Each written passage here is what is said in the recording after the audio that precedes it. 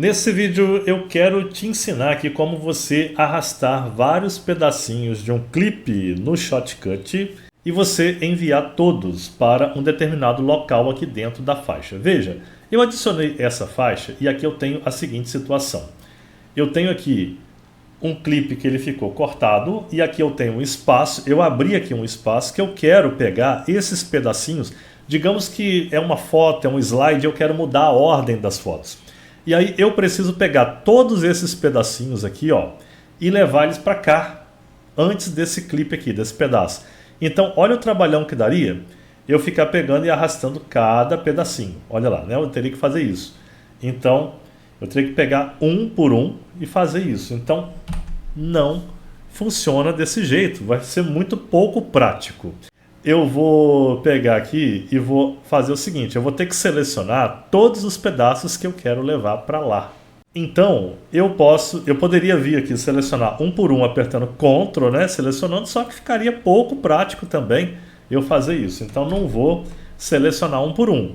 O que eu vou fazer é abrir um pequeno espaço. Veja, eu posso empurrar essa faixa para cá, se tiver espaço para ela andar para o lado de cá, né? Se não tiver, você vai pegar pelo menos o primeiro clipe e levar para cá. Ó, o primeiro você leva manualmente. Ficou um espaço aqui? Você vai, ó, clica nesse espaço, clica e segura. E agora você vai ver que tem uma seleção em vermelho. Ó.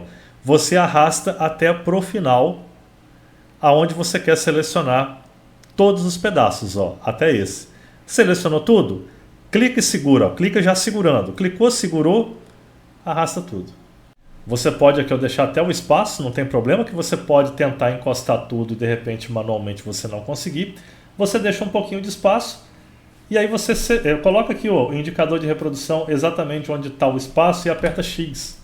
Pronto, ele já vai juntar tudo aqui para você. E aqui onde ficou esse espaço que você quer juntar agora, trazer os outros clipes, você vem, coloca o indicador de reprodução aqui, o cursor, aperta X, pronto. Aqui ó, de novo, ó, X, e aí você vai juntar tudo. Veja que agora eu mudei a ordem desses pedacinhos do clipe aqui, tá bom?